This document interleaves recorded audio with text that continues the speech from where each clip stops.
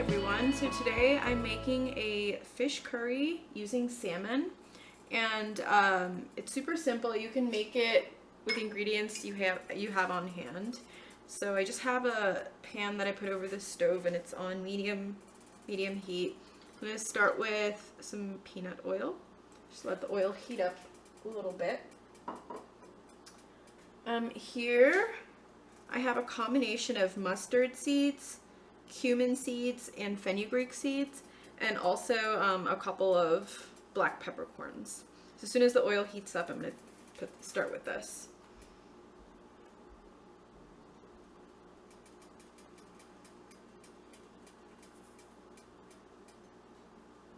Test it out. Nope, not hot yet.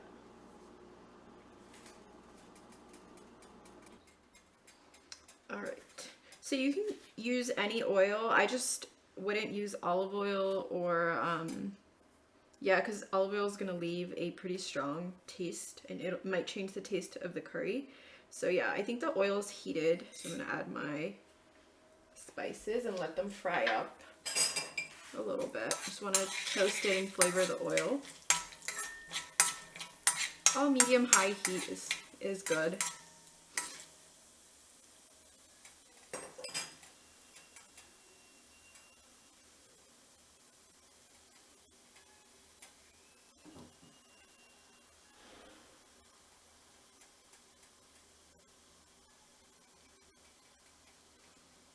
Okay.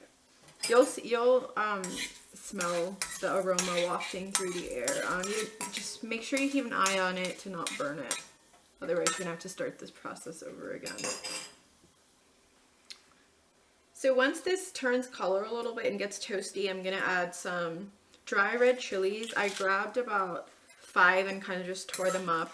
Depending on your spice level, you can add or take some away. Just wanna saute this a little bit so it gets toasted and wakes up a little bit.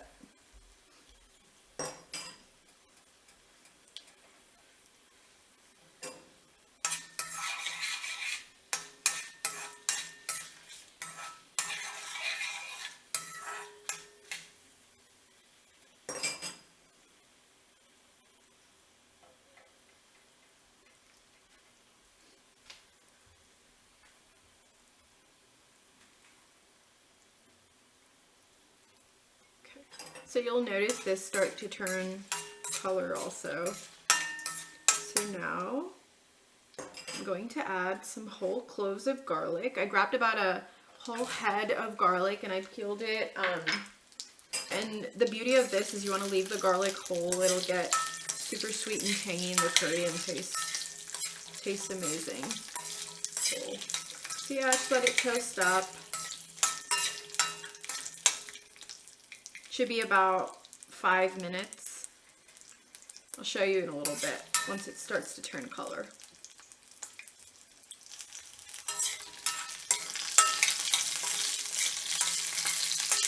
A lot of people like to add the curry leaves in this stage, but I like to add it after all of your base ingredients are sauteed. I feel like the flavor is a little bit fresher that way. It's all preference. You're more than welcome to add it now, but I like to add it a little bit later on. Yeah, this garlic's starting to turn color, but we want it to get a little bit browner before we add the onions in next. Keep sauteing. Alright, so it looks, yep, that's exactly how I like my garlic to look, a little bit toasty right here. Perfect. So now I'm going to add a cup of chopped up onions. Use any onion. I'm actually using shallots today. I like the flavor more. Okay. Saute this a little bit. Once again, we want it to turn translucent, and then I'm gonna add the tomatoes to it next. I like to add a little bit of salt to sweat the onions out. Makes the process a little bit faster.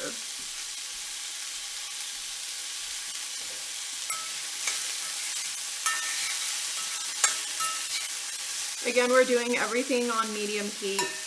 This is a process. You don't want to rush anything or burn anything. Take your time.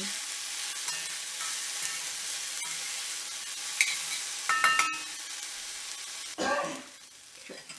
The onions are not quite translucent yet, but in this stage I'm gonna add some curry leaves to the pan. So here, I'm just gonna tear them up, release the oils. I'm not even kidding, this smell is so heavenly.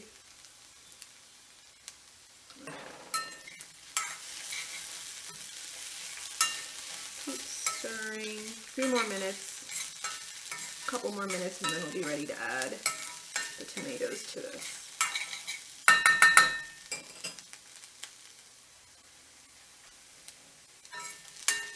Alright, I think we're ready to add our tomatoes in now. Just almost a cupful, of chopped tomatoes. I'm using cherry tomatoes, but anything works. I just like their flavor and they're easy to cut up.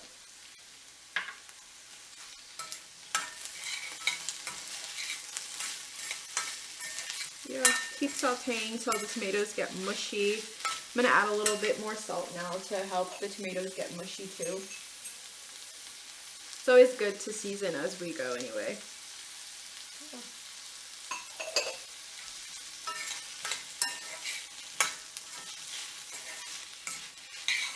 This should be about 2 or 3 minutes. So keep sauteing. And we'll be ready to add the spice powders next. I just wanted to make a point, if you're someone who doesn't, always have tomatoes on hand, a great kind of hack is to get this tomato paste. I just happened to see this brand, but it's super concentrated tomatoes, and it's in this tube, and it lasts, I think, up until like 2 years from after you open it. But yeah, it adds a really nice deep tomato flavor, and it's tart. It does the job. I've added it in curries, but I use it a lot when I'm making soups or like just a quick sauce for pasta, but it does work in curries also. Yeah, we have a few more minutes. Keep sauteing this. Should be ready to add the spice powders.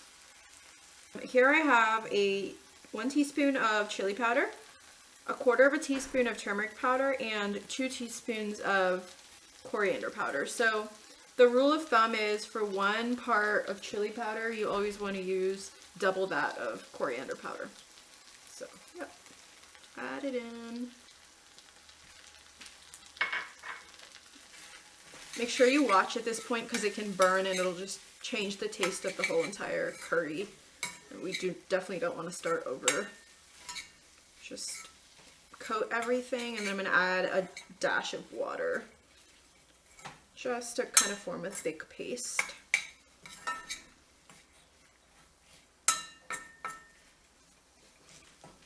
Add hot water so it helps everything dissolve quicker.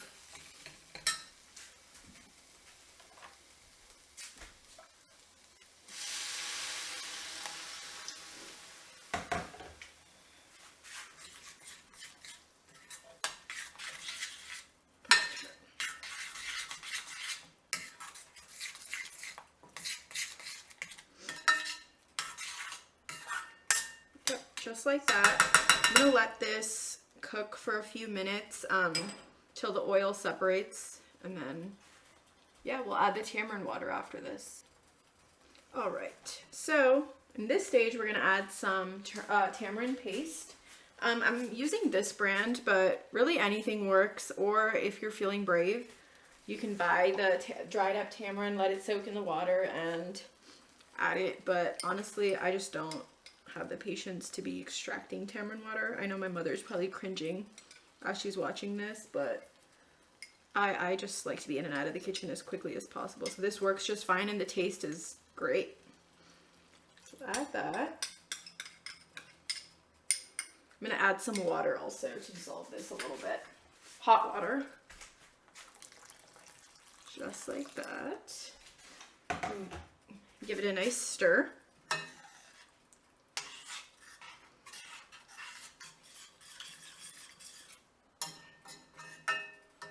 And then we're gonna let this, we're gonna check the salt, and then we're just gonna let this boil for a little while before we add the fish.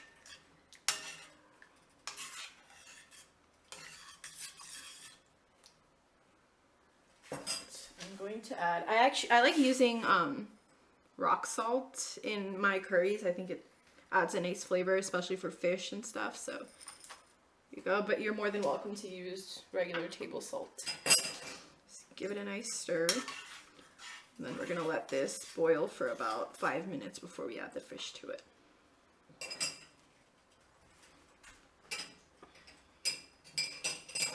Alright, so your curry's bubbling away. I want it to cook a little bit more. I'm gonna put a lid on it and just let it simmer for another 3 minutes or so.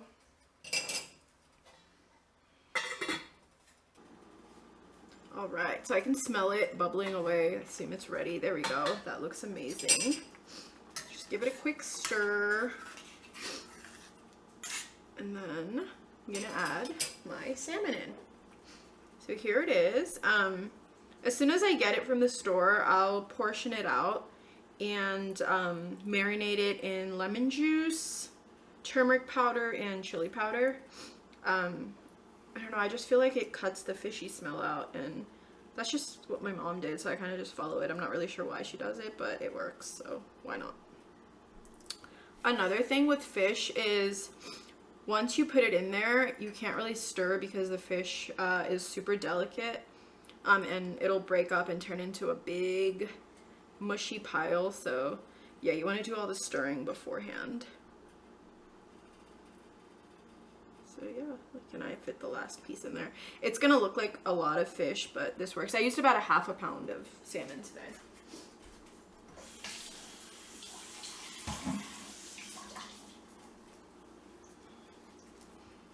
Alright, so I'm just gonna kind of get the sauce all over it.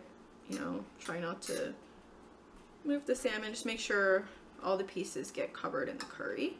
There we go. Perfect. Okay.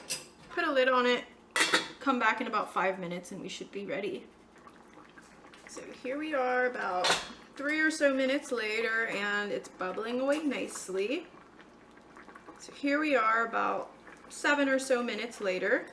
The fish is nice and cooked, and there's just one more step.